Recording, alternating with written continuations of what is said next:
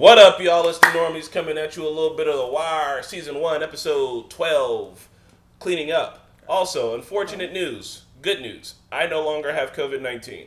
Bad news, Eric has COVID-19. Aww. So that is why we are still separated. That's why Spidey is not included. Don't worry, though. We're only doing one episode without him. Yeah, and we'll be back to your regularly scheduled programming. We're doing our best to make sure there are no interruptions in the release. But yeah, we're here, and I don't know if you guys heard, but on the last episode, I was watching along from the bed, because, you know. Were you? Yeah, I was popping in the chat and talking shit a little bit, but yeah, I was watching. So, anyway, here we are, y'all, cleaning up. What do you guys think's going down? Oh, man, this is, if someone could jog my memory a little bit, it's been like, you know. Kima got shot. I know, man, Kima got robbed. Is she alive? Is she alive? She's alive, right? Yes. Yeah, but she got shot. ICU.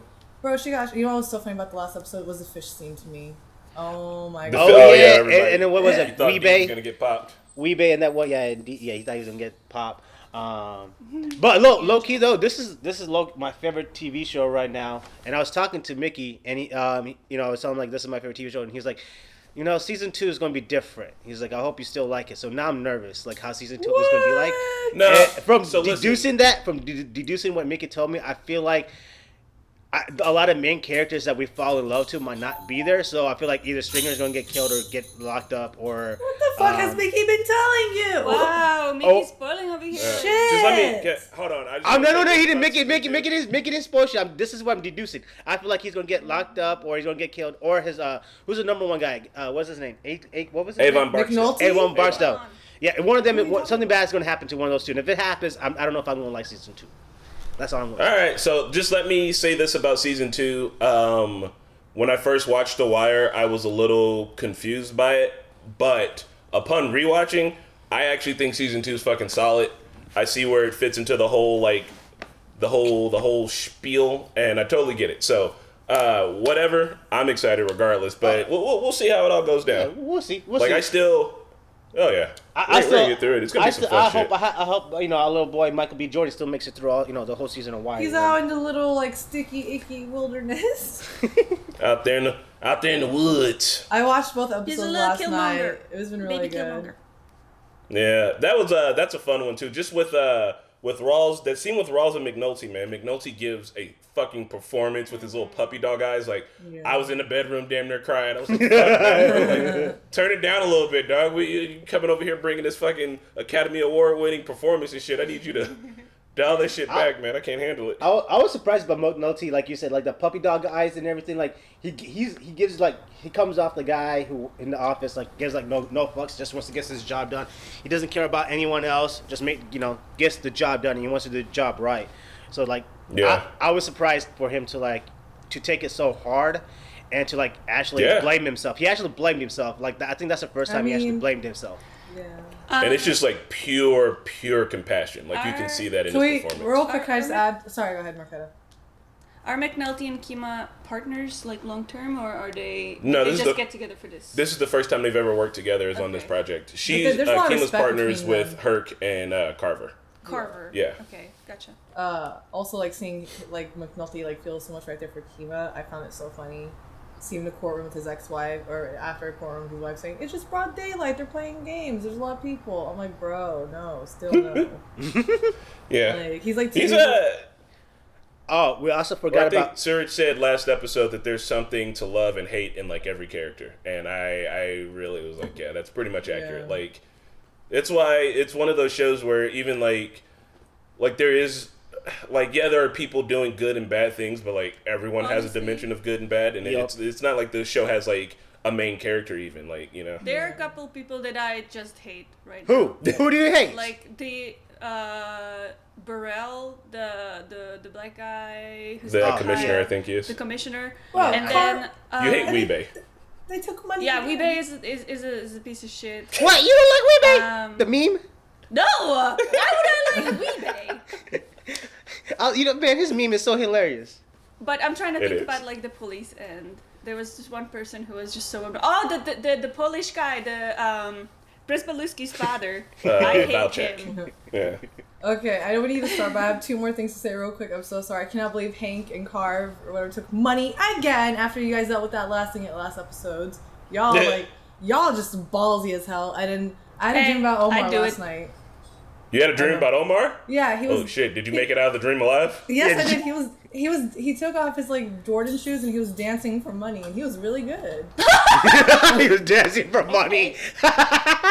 He was really good. All right.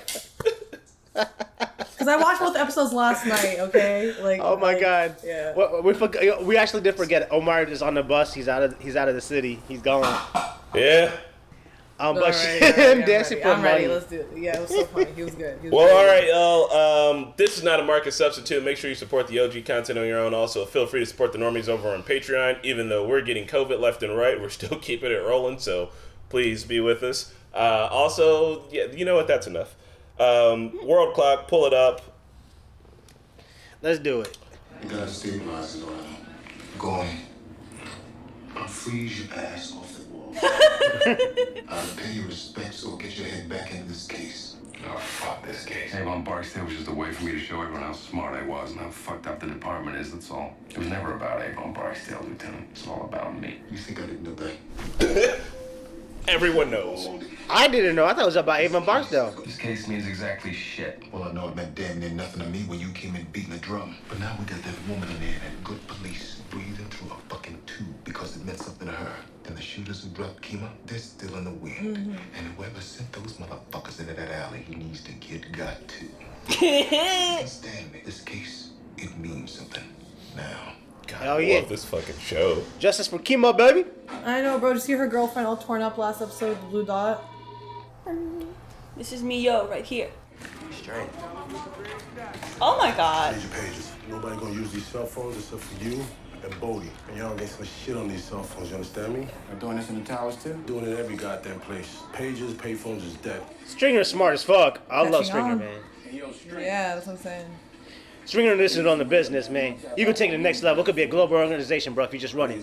Narcos took the main stash. Why the fuck you think we changing up? Fucking Narcos took the main stash. Now he fucked up. Like, this is literally what they were saying doing. All right. Did you get her yeah. contact? The gift of corrected vision. Compliments of the BPD. Dang, you all focused. Oh, what man wouldn't be? Calm down there, Lester. Yeah, let's just spin a I'm game, need to baby. take it down about 20, I love 30% him. there. I love him. Time comes, though, I know you're gonna step up. We're gonna need Perlman to approve her wearing a wire. Can I get a cup of coffee? What are you taking? I'll get it. Is he just so smooth or what?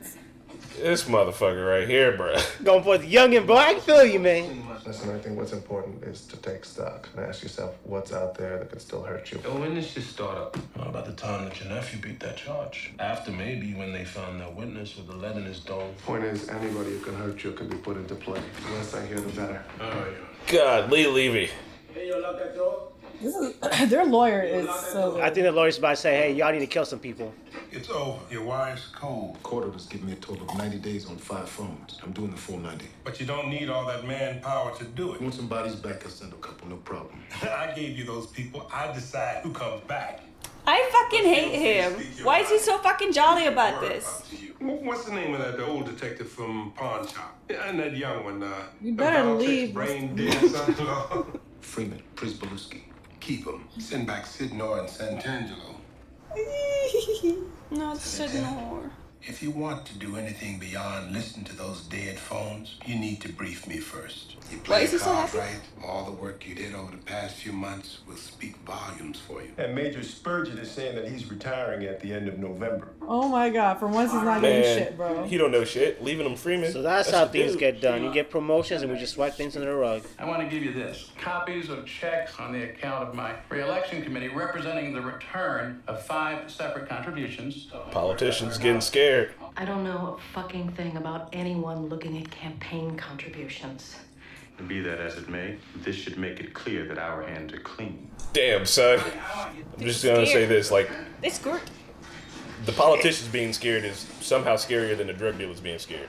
You don't want to get with me? Yeah, we need to holler at your boy. You're the one that dimed on Omar's bitch. Can't recall his name. What y'all need him for? Most is to you. They're gonna kill him. He's gone. He's out the game. Yo, the man asked you a simple question. I don't mean y'all no disrespect. But I'm sitting here telling you that the boy is out the game. And even if he wasn't out the game, he wouldn't be no problem. But you know we just want to talk to him, D. Mm-hmm. Avon, let the boy be. Way to stand up, bro. Can't be talking like that to people. Oh, look at this country nigga. Oh no, why is he back? No, Wallace, why'd you come back, bro? Go back home. If we do put you back on, you have to start that lookout, man. If he went back on the money, he back on the money. If he wanted, a man might be thinking about going back to Edmonton like we talked about, right? Come on, nigga, let's walk. Look at his little trash stash. Say who caught it? Garvey. Why Ace and Keisha Lyles now? Avon's cleaning the house all the way. First the phones go dead, and then anyone he thinks we might She was be the able one to who was flip. paid off. Mm-hmm. Okay. Just like episode 1. At the beginning, yeah, in the court. She was being so extra. Boy, Michael B. Jordan, go save his ass. fuck me. We took him down to the show on a Friday. Plan was to bring him back up on the money for the grand jury. And what happened? Greg's got shot. Have Sidney pull a car from Motor Pool. We get the kid back up here tonight. He sleeps on my sofa and we're grand jurying in the morning. Bro, I have a bad feeling. I know, I have a bad feeling, bro. Michael B. Jordan's gonna be gone. I want to protect him. No more bodies here. Well, I got room in my place. You can live with me. I got no problem. Remember who you are, detective. Protect and serve. This motherfucker's trying to serve. Hey, man, he can protect himself, too. I appreciate what you're trying to say, man. I grew up in the courts, alright? Everybody asks you whether you in this game, you telling you in it for life. You play it hard, you play it tight, and you make sure niggas know you're gonna stand by your people. No loose talk, no second thoughts, and no snitching. Hey, you know I be down here working. You know, working man gotta eat. Sterling's, baby. We out the feast. The hell is Sterling's? Sterling's, you know, up on 29th Street. Don't you know nothing? If it ain't up in the west side, I don't know shit, yo. Cause this is me, yo. Right here. Who was that? Your new girl or something? Nah, nigga, that's my mom. She looks like him. Right? That was... Well, how did they cast them? Are they related? They might be related. They have the same teeth.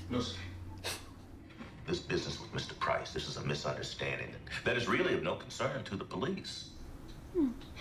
We had $20,000 of cash on him, delivered out of a Project Tower by a known drug suspect. That was money that Damien already had on him when he drove down to Franklin Terrace. Money from a cash bar fundraiser the previous weekend. We filed an amended finance report that shows that it's fine. If there's no probable cause for a search of Mr. Price. No, there was PC for the search. Irv, will you explain to this motherfucker just what the fuck it is he's doing here? Excuse me, sir, but it's pretty basic. If the senator's not involved in anything illegal, then he doesn't need to worry. I can't be any clearer about it than that.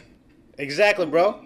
Do we know anything about who gives money? Do we give a damn about who they are or what they want? We have no way of running down them or their stories. We just cash the damn checks, count the votes, and move on. You just told him yourself. Anything else, Deputy Burrow? Bye.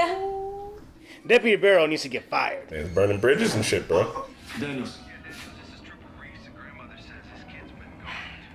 Wallace is out of pocket. 2 days. Go to the projects now. What's up with that boy? He just a punk, that's all. D put him back on the count, though.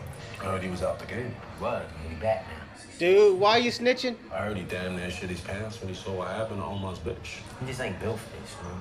What about you? You built for this shit? No doubt. You got heat? All right, soldier. Ugh, whatever. All right, soldier. Like this is such, just like, I don't know. It's like brainwash.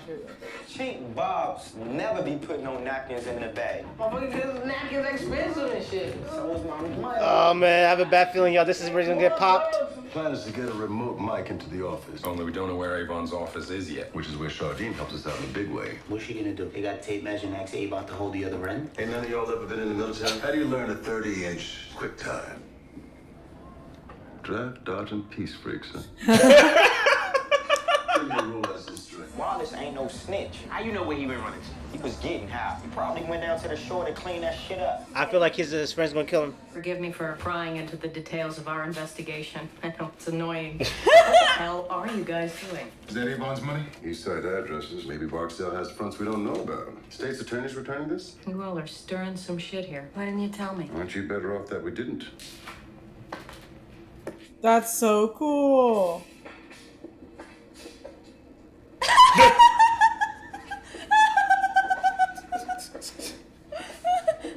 Keep on fucking going. It's the second room from the rear. The stairs start 30 paces from the front. It's 8 paces to the door to the dressing room, and then another 10 to the back room. Go Jardine, damn.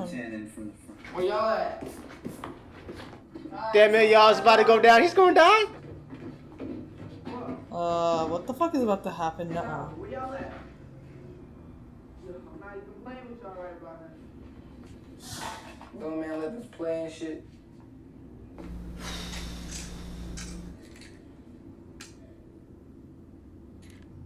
He's a weak ass nigga, man. Come on. Yo, I'm a nigga, Joe. You fucking brought this on yourself, man. You gotta be like this, yo. Wetting your fucking pants like you a little boy. Be a man. My nigga, Joe. And you said you was a fucking man. Stand up straight. That's us, man.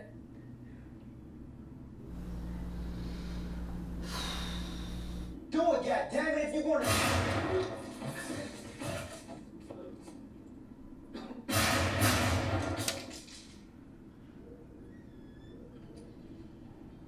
Damn, Poot got more balls than the other dude. Darcy Wallace, we're looking for your son. Shit, I be looking for that smart little nigga too. Your son might be in some danger. He gonna be in some danger right here. He shows up. Look, here's my card. You run into him, you call me. You want to change it? Daniel's fault. You want to change the cat's name? I mean, it's fucking. Yeah, why we name our kid like that? All the scratches he gave us when we first got him. Listen, right now, man, I feel like I don't have that many people around me I could really trust. Not like I can Ken. We got something real.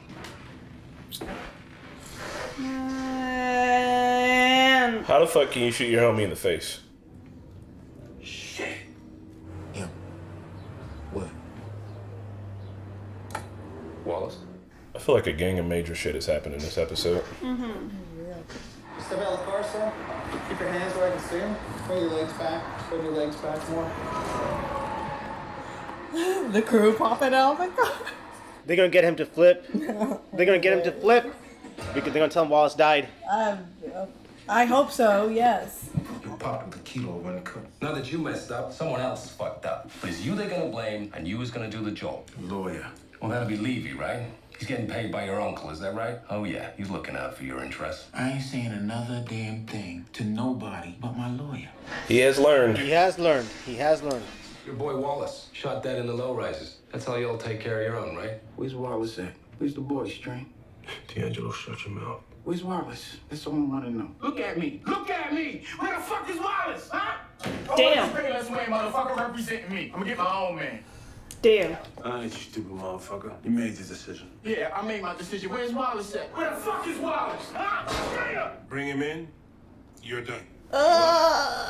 Just charge Barksdale with the temp purchase from New York and bring it all home. And what about Stringer, his number 2? He slipped off the hook when we lost the boy witness. We've done all we can.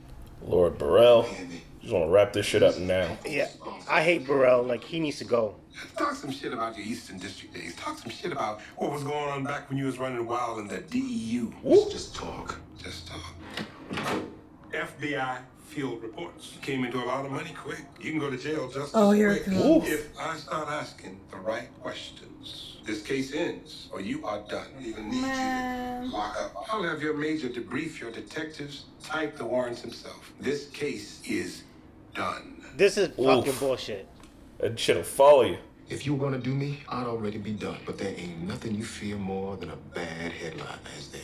You can order warrants, and I'll serve them. But as long as I have days left on those dead wires, this case goes on. Good shit. Yeah. That's my boy Daniels. Why do you name Jeez. our cat Daniels? The cat is much more of a Bodie, obviously. No. Oh, fuck this shit. You and me, Lieutenant. Cue and Bad Boys theme song. Bad boys, bad Like, boys. the SWAT team is so ready, bro. They're like, we're about to break down these doors. We're coming in through the fucking windows and shit.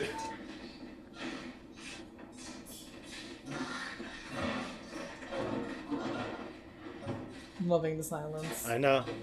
With their hands behind their back, ready to go. Catch you later.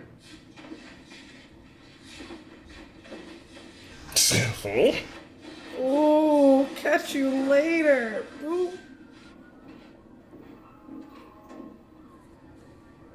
Damn, McNulty's like, fuck, it's over. That's it. We did it. The house was clean. They got the money at least, and they got him on camera. They got that wire into the office.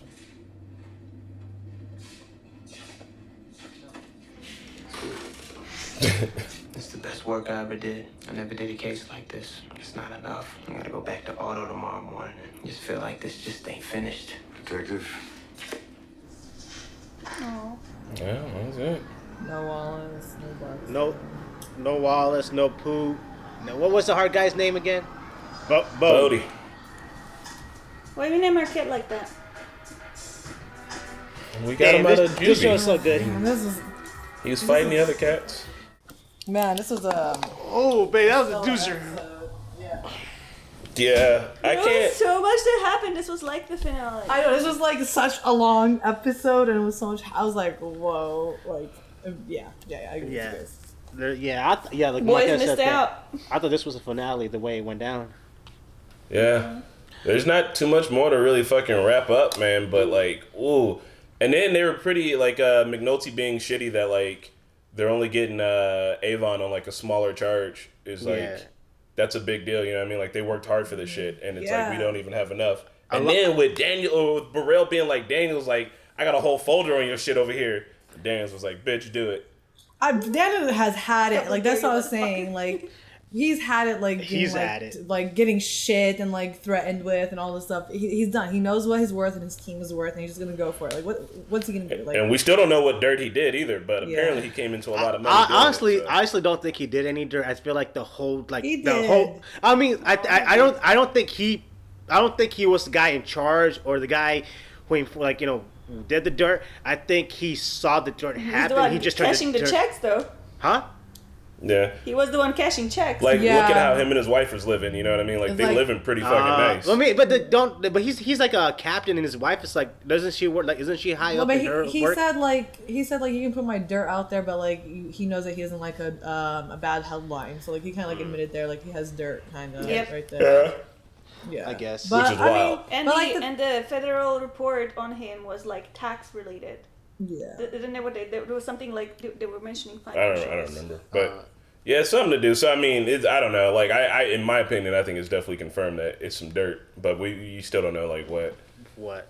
But man, I feel like still dug. Yeah, no, I feel like what broke Daniel's back or like stop, you know, whatever, trying to like, you know, play the right narrow was like when Wallace died. I feel like once he found out Wallace has died, he's like, yeah, I can't be like, you know, placating or like, you know, these politicians anymore or do whatever they tell me to do. You know, it's no more. And if you look at it as Daniels is responsible for 2 kids getting fucked up, the one kid who lost his eye, and by the time he came back, he was hard as fuck.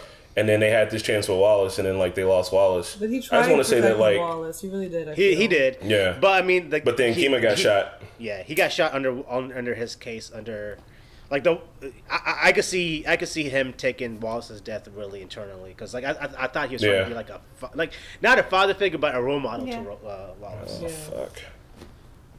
What's R.I.P. Wallace. You guys see the scene like where like there's like a kid pushing down the other kid who fell kind of thing. So like it was like a prediction, almost like a foreshadowing. It seemed like. But also the money he's. Oh, sorry. No, go for it, Pat. I was gonna say the money that Wallace stole from his mom was to feed the kids, right? Yeah. Why the mom's shitty? She's taking care of the fucking kids. She's a drunk. Yeah.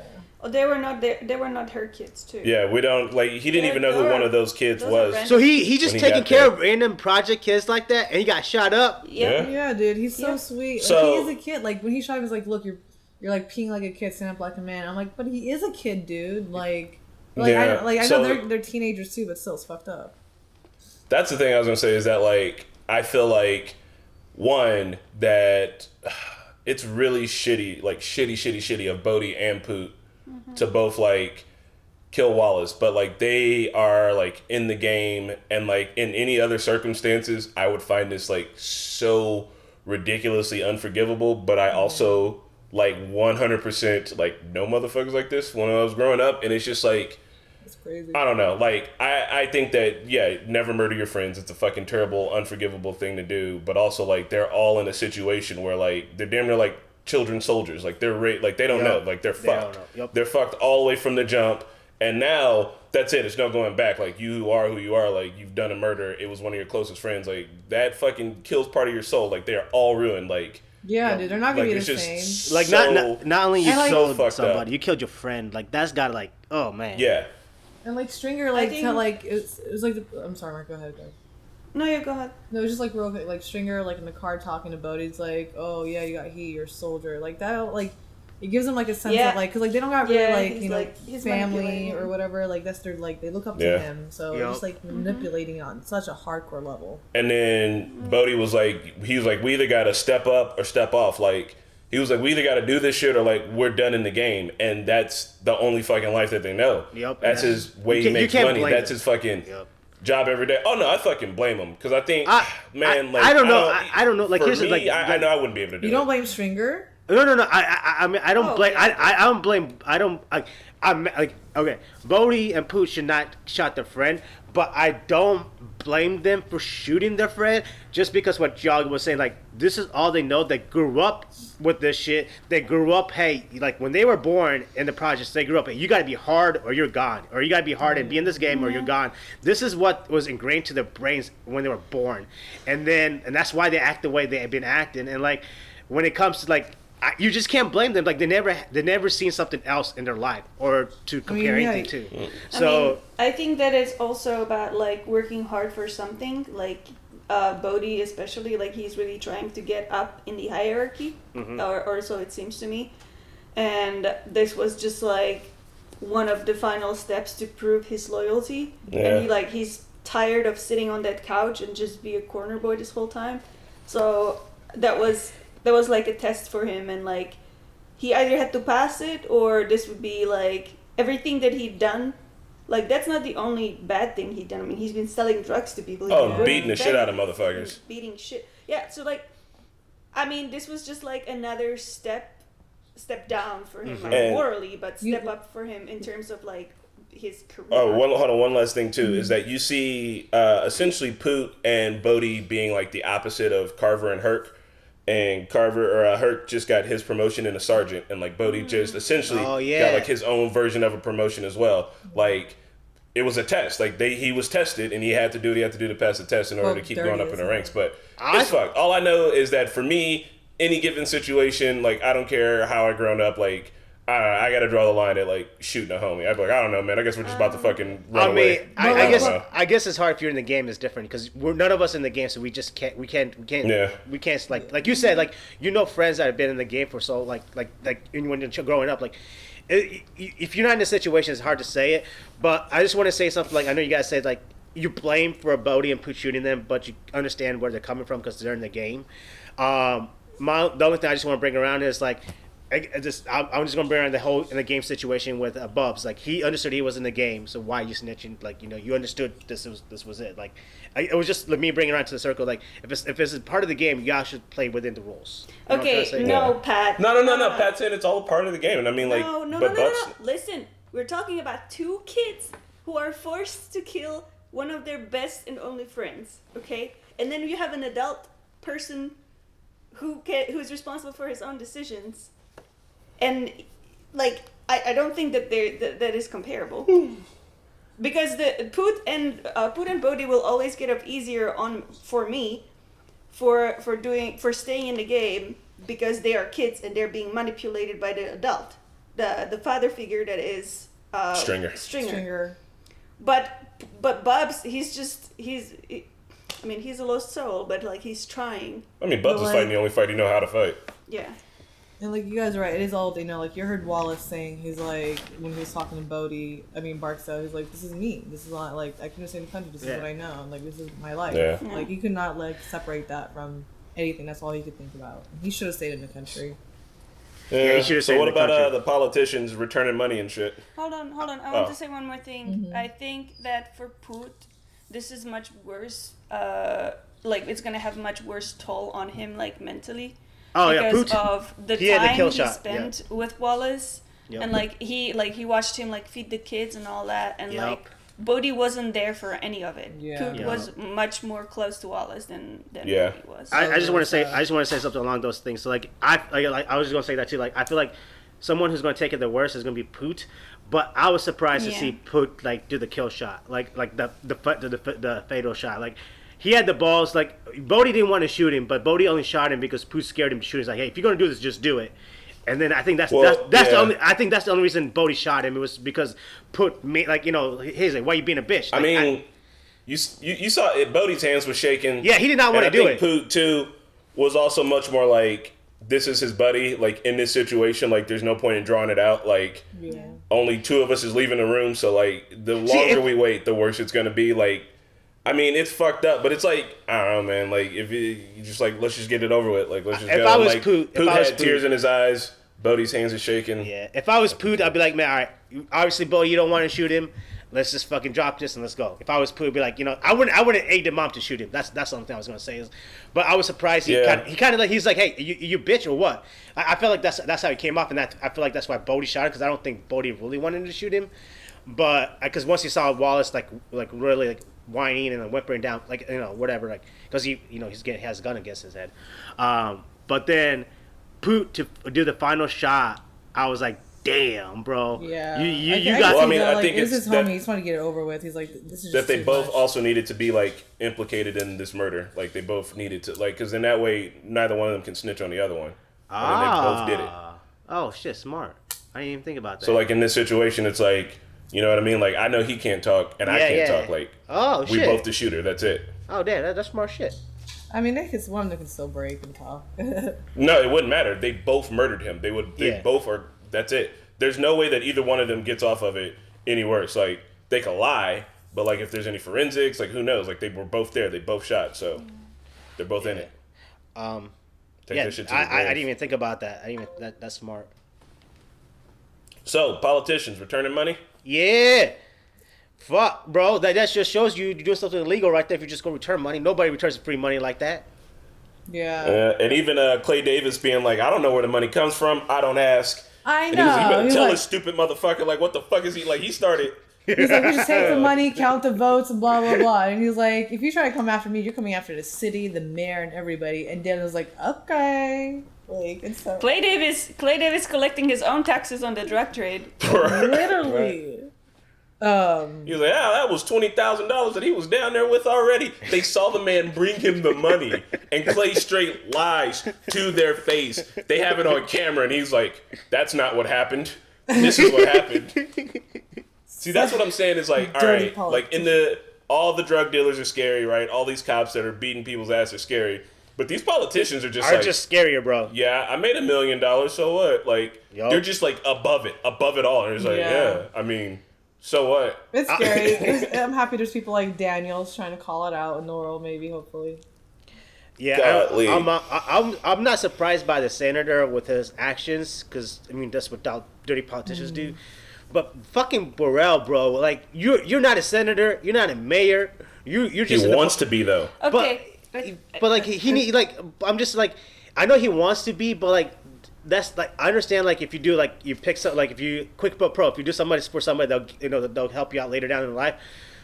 But like, I don't think like you really relying on somebody to help you get what you want when it should just be on you. You know what I'm trying to say? I feel like at that point you should just man up and just be the man you are and represent the person you want to be, not rely on someone to take you where you want to be. That way, when you get there, you're the man that you want to be, not the fake ass motherfucker. So I think Burrell didn't want to be in that position, but he was put in that position and had to do something reprehensible to, like, not lose his position where he was and keep moving forward. It's just like when Bodie and Poot had to kill Wallace. Like, they didn't want to do it, but they had to do it to move forward in their career. Jesus. I mean, I think they're looking for promotions too. Like, they even offer like Daniel like a possible promotion. Yeah. Like it's all about like just. And he shrugged it off. Yeah. Yeah, that shit's just sad. And then they tried to hit him with some dirt, and he fucking shrugged it again. Yeah. Daniel's the boss. That motherfucker's just like, what? I'm doing what I'm doing. God. I love Daniels. He's my favorite character on the show. Really? Lester Freeman Let's is talk about Lester Sardine. The way that man is smooth. Lester's not creepy. No, he's not creepy. He is a Come smooth on. criminal. He's creepy. No, he's I love smooth. him. Get your coffee. What you taking? He needs to put a napkin around his mouth and just tap it a little. Lester, no. You better get off my boy. Come on. Yeah, you better come on. Doll furniture. He's willing to take care of you. Did you hear the part where he's like, don't forget why you're here. He's like, to serve and protect. Protect and Right? He serve. said, oh, she can. He's gonna serve that dick. She can stay up on my. She can stay on my couch. You know, it ain't no. It was so good. I don't care. My couch. You wanna eat? All right. Besides Lester being a smooth ass criminal, he's smart as hell too. That tape measure string test, like walking and everything, that was cool. Yeah. That was smart. And Lester was in the military. He called everybody a bunch of draft dodging peace No, freaks. okay, I give credit where credit's due. Like, the case would not be what it is without his work. God. I acknowledge his accomplishments, but he is being creepy towards that girl. Chardine. And I need him to step up. Chardine likes him too. I think Chardine likes him too. But I'm kind of 50-50. I feel like he's like abusing his power a little bit, which is why I'm uncomfortable. Lester, I love that everybody underrates Lester. He's like, what's that old dude from the pawn shop? Keep him. What's that brain dead fucking Valchek kid? Keep him. And like, he's like, those are the two smartest motherfuckers on the team. Actually, they've been secretly decoding shit over here, like they're breaking the fucking Nazi code. Like these motherfuckers, they've learned a whole new language. Take Carv and Hank, let them be your problem. Right, and I don't know. I love that Freeman is sleeped on so much. He's good police right there. No, he does good police work, bro. Like I love him. He has like, attention to detail. Like, can't remember like someone who throws a paper away, but hey, let me look at that paper real quick and oh shit, we cracked the case. Oh my god. And like, he's like all this development. Just I love them like chasing down the money and people being so shitty. Like you can't do that. I just remembered when Lester was in the corner waiting and just swing that bottle. Right, fucking Bird. Blasted him in the face with a bottle. Do you remember that? Yeah, it was like a few episodes ago. It was so good. It's like Camp Nowhere. I love Noah. Lester's cool. Confirmed also that Little Man, one of the guys who shot Kima, is dead. Yeah, he's dead. He's gone. Did I miss that episode? Kima better survive this shit, dude. No, that happened off screen. Yeah, they were saying that Kima stabilized but still breathing through it too. Yeah. Also, I don't know if she'll come back from this. I'm not gonna lie. I think she's gonna come back. I don't think she'll be able to be a cop, like like to run down. Like she might just have to work like a desk job because she may be paralyzed. But like she has a strong will. That's all I know. Yeah, we'll see what happens though. What's his face? So did we talk about D'Angelo? Yeah, he got busted. Yeah. Down. Yeah, so and then he had that breakdown. Where's Wallace? Bro, that was. I do feel like they set him up. Like even his mom was like, "Why did you let him drive in a rental?" Yeah. Was that a setup? Was that a setup? No, they're trying to be elusive with because a trap car would have been like flashy and shit. They thought they were like playing it well, and he can only trust his family and everything. But like obviously McNulty's scene was like one step ahead, and they caught him. Well, that's the thing too, is that when they started tearing out the phones and everybody was changing up, they literally found a way to drill a microphone and camera into the office. The office is the only place they talk business. So like he thought he was safe. Like I don't think he fucked up. I think it was just like, we're safe. Like we need to make this move right now. We need this re-up. You know what I mean? Yeah. And that's it. They just got a little bit sloppy. All right. So also, bro, you remember when Avon was like, he was like, how you ever gonna not be late or like not fuck up? He's like, all you gotta do is be a little bit slow, a little bit late. Like all it takes. You know how paranoid he is. All it takes is one fuck up. Yeah. And that's it. They overlooked one thing. And so I have a question. He said, like, I think in this thing it was like, you didn't do anything wrong, but something, like, you still got fucked up. Like, it wasn't your fault. So, like, they're trying to play somebody else, I think. But I didn't get the dialogue there. It's like, they said it wasn't. I think he was trying to blame D, just to, like, making D feel bad, like he did something wrong so that they could get him to start to want to do the time. You know what I mean?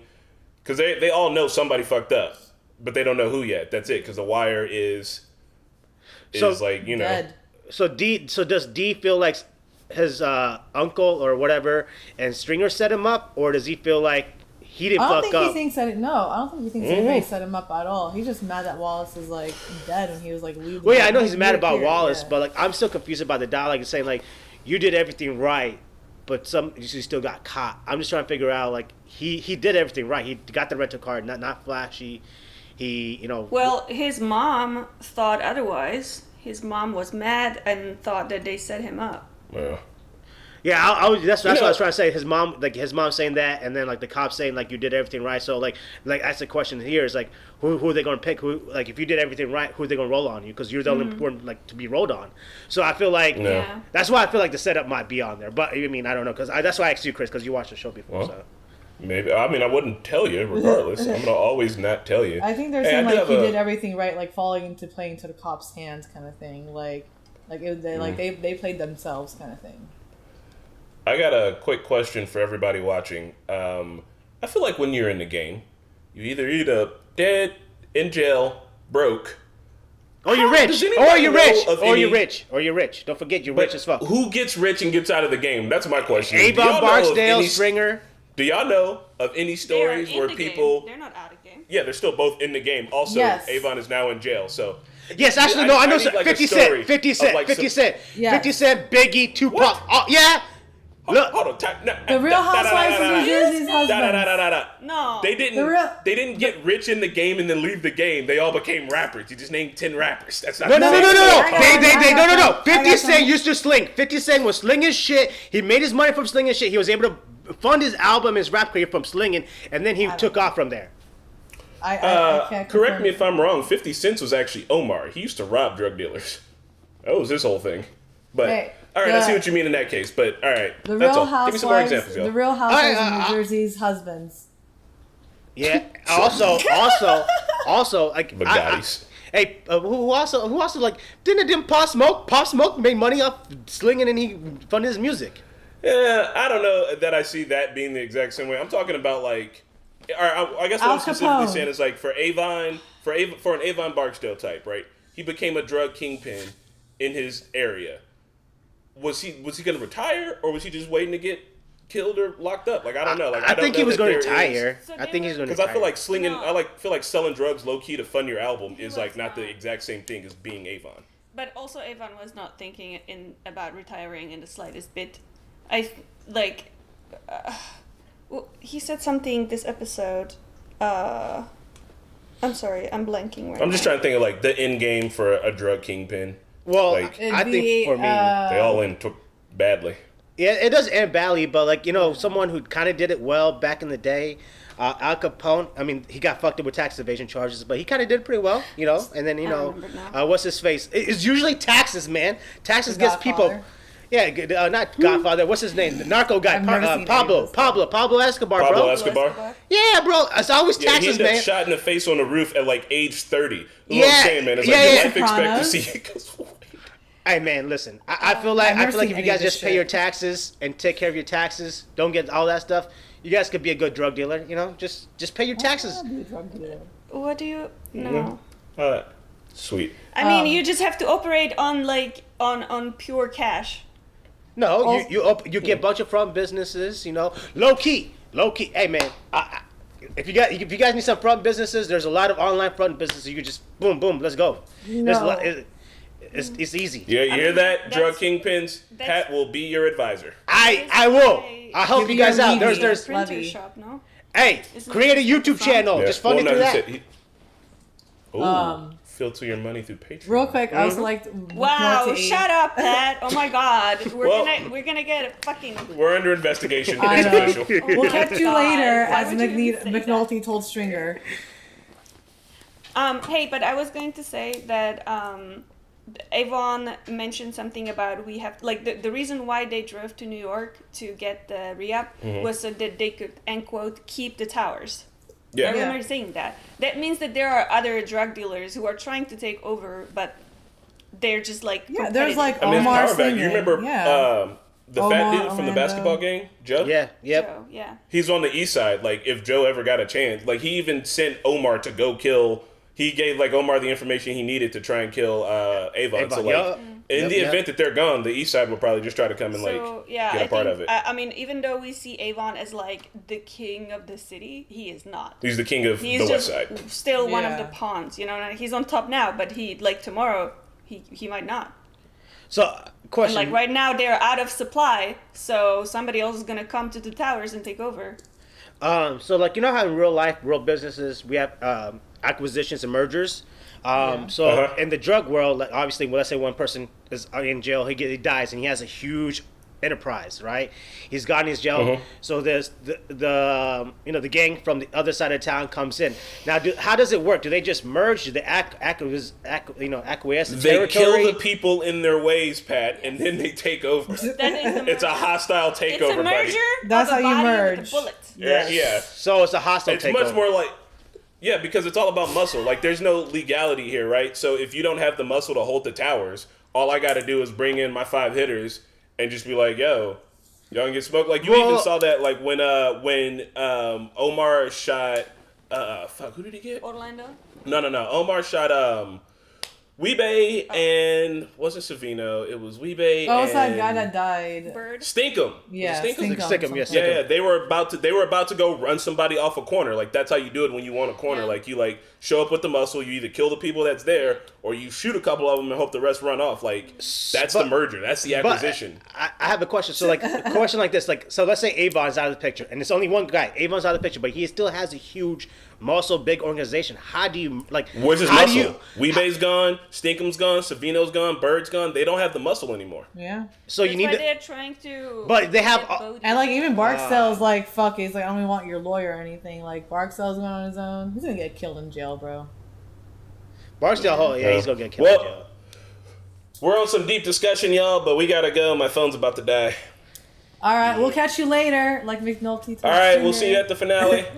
Bye. All right, The Wire 1x12. Let's talk about it. Now, I know I was missing last week for 1x11. I was a little sick. It was not Corona. I'm okay now, but I had to take a little break. And I'm actually recording this before I've even recorded my 1x11 talking points. So I'm a little out of order here. So this discussion might be a little shaky, but I'm still going to do the 1x11 notes. I'm just going to add them to the YouTube release when that happens. So if you if you want to see the 1x11 notes from me, just be on the lookout for the YouTube release. But anyways, 1x12, cleaning up. Let's talk about it. Episode's called Cleaning Up, and I think that's kind of what was happening from both sides. You know, the cops are in a mad frenzy to see, okay, what else can we get here? What else do we have on these guys? Meanwhile, Barksdale's like, along the same line of thinking, what do they have on me and how much of it can I cover up before shit hits the fan? So the star of this episode for me really was Daniels. Daniels really stepped up this episode and took command in a lot of different places, starting at the very beginning of the episode with McNulty, where McNulty's like still very down about it, and he's like, Kima getting shot is my fault. And Daniels was like, look, suck it up. This case is still going on with or without you. So right from the beginning of the episode, you really see Daniels really stepping up to the plate and taking that leadership role. Especially highlighted with his showdowns with Burrell later in the episode, and we'll get there. And of course, the wires on the pagers and the payphones is dead. Stringer's collecting all the pagers and giving out phone numbers to only certain people, so you know they know that they just had their main stash stolen, so they know that it's just a matter of time now that they're coming after everything, so they're aggressively switching things up. As well as back home in the unit, they're also switching things up. You know, Prez is down looking at campaign finances, and now we're really digging into the campaign finances, and things are shaking up everywhere. Shardine is now a human wire, and then later in the episode we see them put the camera in Barksdale's office in Orlando's. So we saw a few, and they had the GPS that they followed to arrest D'Angelo. So we saw a lot of different technology being utilized in this episode, a lot of different formats of The Wire being utilized in this episode. So it's interesting, like when you think of a wire, you just think of somebody with a wire taped to them. That's what we, you know, typically think of it, but there's so many iterations of that type of surveillance, and it was just really awesome to see that. And then Barksdale, Stringer, and Levy are having the meeting about like when this all started, what they can do to clean up, and They mention that other witness from the very first episode that flipped on her story, that actually helped Dee get out of that case. She's back in the picture, and of course she dies. So again, all the pieces matter, and everything in the show has a callback, and the writing is just so tight. What a small little detail, kind of like from so long ago that would have been easily forgettable, and the show brings it back like, oh yeah, that's still a loose end. And then they figure out, obviously, this is when the decision is made, is we got to kill Wallace because he's also a loose end. And Little Man is presumably dead because Barksdale says he was a problem. So I'm guessing that he died too. And this is a decision that Stringer actually had already made last episode when he finally told Bay that he had shot a police officer. And he was like, Little Man's always been weak like that. He's got to go. So, it's like these decisions get made just like that, man. And that's the fucked up part about the crime life, is that loyalty is rewarded. But if you fuck up big enough to piss off like the higher ups, you're gotten rid of within like pretty much like a blink of an eye. Like they don't think too hard about it. You know what I mean? So it's like, man, what is loyalty really? You know what I mean? Is it more just like I don't know if there really is a loyalty as much as it's like a mutual agreement. Like, hey, I'm just not gonna fuck up, and as long as I don't fuck up, you're gonna keep paying me. But if I fuck up, you might kill me. I mean, what a shaky life. What a scary life to be in, to know that you could be cool with people your whole life, and then it's crazy. Okay, so we see our first Burrell Daniels showdown where Burrell is pulling people back off the case. He's like, all right, you want your full 90 days? Well, I want people coming back. And first we think he's gonna go after Lester and Prez, and we're like, oh fuck, but then he ends up pulling Sidner and Santangelo. Now, Sidner was really useful. Santangelo had a lot of growth throughout the season, but you saw that little smirk on Daniels' face. He's like, yeah, fine, go ahead and take him as long as you got, as long as I maintain Lester and Prez. And this is kind of like where Burrell is kind of butter him up, and that guy from IID, I can't remember his name, but they're basically saying, hey, there's a position opening up for you. Some guy's retiring at the end of November, and so Burrell is offering Daniels a way up the ladder. Now rewards and loyalty come into place in the police force. Now when they want them to back off of something, it's like, hey, you know what? Why don't you forget about that? And I got a new job for you. And he's just trying to schmooze him. And I don't think it's working because Daniels is really sticking to his guns this episode. And he really was the star of this episode for me. And we cut to Rhonda. She's completely blindsided with the politician calls her in. And he's like, so you guys looking into campaign finances? Well, I found this money. It doesn't really belong to me. It's you can see the ripple effect of what they're doing. Day being arrested, Senator Clay Davis's driver. People are gonna hear about that, especially in the politics world. They're gonna hear about that, and you see the ripple effect of that. And now politicians are scared. And why are they scared? Because they're looking into campaign finances. Well, what do they have to worry about? Aren't campaign finances usually come from legitimate sources? I mean, that's what you would assume, right? Barksdale and Stringer have made their decision about Wallace, and they try to go through Dee first. And Dee is immediately, I think Dee knew exactly what they were thinking, what they wanted to do. And I think he tried what he could to protect Wallace. He was desperately trying to protect Wallace, and it's sad that he couldn't. Maybe he didn't think they were really going to go through with that because he was like a kid, but he must have known. But I think there was like a certain level of denial in him to want to believe that they would go that far. Otherwise, I feel like he might have tried harder. Maybe he would have told Wallace to just get the fuck out. Maybe he would have gave him some kind of a heads up. And I think cryptically he did try to give him a heads up, but Wallace was just naive, not even naive, just trusting. You know what I mean? And it's just sad. It's just really, really sad because D'Angelo tried his best to protect him, and the relationship that they had built throughout the season was very like father-son. And it just, man, it was so sad at the end of the episode where Dee is like yelling, "Where's Wallace? Where's Wallace?" You can feel his pain, and it was just very well acted. And what a shitty end to Wallace's character, which I think Wallace's biggest mistake was trust, you know? Trust in his friends and in his home. Like, where can you go in life if you can't even trust the place you live in or trust the people that you've grown up with? And how fucked up is it for Poot and Bodie to just go through with it like that? And that's kind of another power of the game and the manipulation that these kids have gone through all these years. They're psychologically manipulated, but also don't have a choice because they're in a terrible circumstance, and the only way forward is moving up in the game because that's all they've lived, that's all they know. And to move up in the game, you got to do some fucked up shit, as Poot and Bodie ended up doing.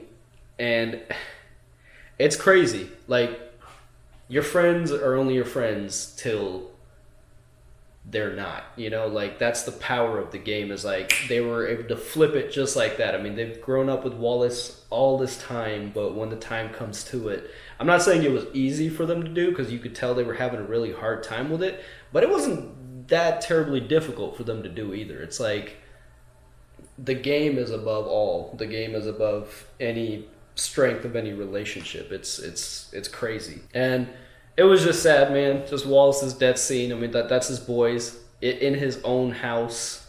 Like, man.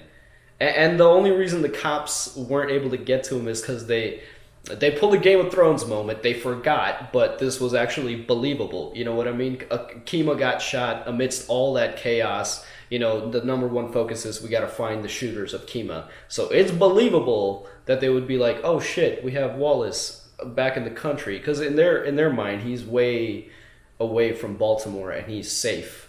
They didn't expect Wallace to return on his own. That was Wallace's mistake. But yeah, they had a Game of Thrones moment where they forgot, but this was actually well written and believable. But it sucks. They forgot about Wallace, and by the time they got to him, he was dead.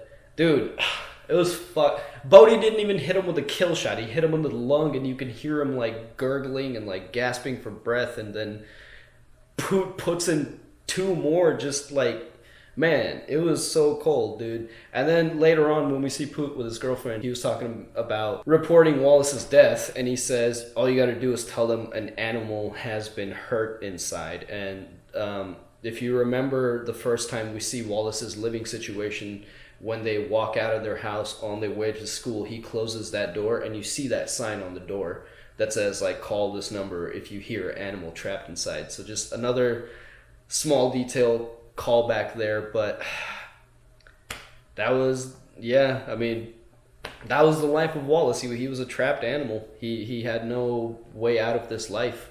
He almost did. He was in the country, but it's just like there's nothing for him there. He's a kid. He can't go get a job. He can't go start a new life somewhere. The only way for him to earn money and have his own life and make his own decisions is to come back to Baltimore and continue back into life. And Wallace's biggest mistake was having faith in his friends, having trust in his friends and his home. Although he did flip and he did snitch, and he was ready to snitch, so I don't know how you want to look at it, but it's sad. It's sad. Michael B. Williams, amazing performance. Still to this day, one of his biggest roles. I think people still yell out, "Where's Wallace?" when they see him, more so than a lot of his other roles. So, yeah. That's all she wrote for Wallace. Oh, man. And then the Daniels, Burrell, and Clay Davis meeting was so awesome. First of all, what was Clay Davis's plan? Like, basically, he came in and he was like, oh, yeah, I'm here to tell you I'm not a bad guy. We done here? Is that good? Can we break for lunch? All right. What was his plan? Like, he had nothing. He didn't really come in with anything. I think he was just trying to scare Daniels. And I think a few episodes ago, it might have worked. But again, you see another example of Daniels growing a pair and undermining Burrell. Like, he was like, shut the fuck up. Him and me are talking. And it was a very, like, back and forth. And he just stared Davis down. He's like, I don't care who you are. I'm stating the facts of what I have on you, and that's it. And we'll see where it goes. So, really, really good performance there from all parties. That meeting was, like, really, really tense. But it's crazy, man. The show's getting like really kind of more into the politics now. We're really hammering in on those political contributions and where they might be coming from, and I think that's kind of the next thing we're going to explore. And it's going to be crazy. And in this meeting, you even hear Clay Davis, there's some quotes for him. He's like, we don't care. Like, they don't care where the money's coming from as long as the money is coming. You know what I mean? And Clay Davis, he's a state senator. He's not the senator. He's a state senator. And he even tries to warn Daniels again. He's like, you're not just talking to me. You're talking to the mayor. You're talking to this department. You're talking to this department. And so, like, them digging into this small little bit of political contribution, like that one arrest with Day Day and the suspicion of that $20,000, that has such huge implications. And nobody wants that heat. And people are handling it in different ways. In Rhonda's case, that politician, he was ready with the paperwork and the alibi, and he's like, look, I got nothing to hide. Meanwhile, Clay Davis is taking the more direct route to actually have a meeting and try to scare the guy. So you see politicians processing this in different ways. And yeah, we'll see where that goes. And then just going back to Poot and Bodie one more time it's just fucked up that they spent that whole last day and had that like last meal with Wallace. And also, this is the point of no return for Poot and Bodie now. Bodie has definitely been to juvie before. We've seen it. Poot's definitely been to juvie before. We didn't see it in the show, but you can presume that, you know, all these kids have a very troublemaking lifestyle. I'm sure they've ended up in juvie for one reason or another at some point.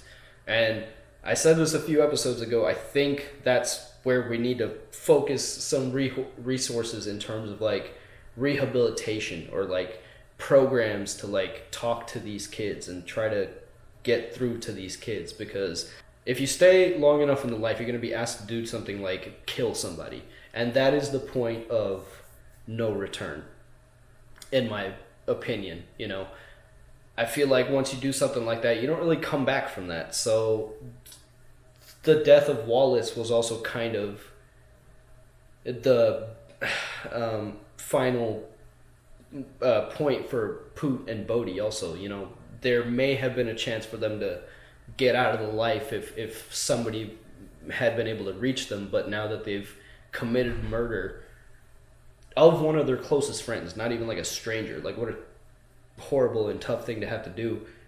But that's it. I think mentally, like, I mean, that's it. That's the point of no return for them. It was kind of sad to see the case kind of winding up at the end. You know, things are kind of shutting down. Well, not really shutting down. I guess it's still kind of going. But the people that need to leave, Sidner, you know, he's looking at the board of everything that he's connected. And he's like, man, this is the best work I've ever done. And it still doesn't feel enough. It feels incomplete. And that's just because everything is like connected. It'll never be complete because like the rabbit hole just keeps going, and you can only figure out so much before you've got to move on to the next thing, or you can only figure out so much until you obtain your original goal that you started with. But then all these other questions open up, but then you need to... It's crazy. But one crazy thing that happened at the end of the episode is Lester finding that newspaper article, and the headline was $250 million federal grant. It was a grant for a rehab center. $250 million rehab grant for development project. Basically rehab and development. Something's happening with that. And remember, Barksdale owned a lot of properties, a lot of vacant properties. And I think when Lester pointed to the article and then pointed to the map of what they've connected, I think that's what he connected. That development project is in the area of all the vacants that Barksdale owned. Now maybe the political contributions make a little bit of sense. So what I'm sensing is we create the drug problem, make money, and then we fix the drug problem, make money. The end of the episode was just very tense, but it was also just kind of over. So like anticlimactically also, you know, like there wasn't like a big showdown. It was just a very simple arrest. You know, we followed Dee's situation where they tail his car and they catch him with the kilo, and he's done. And that's enough for them to get Avon, because they had that surveillance on him.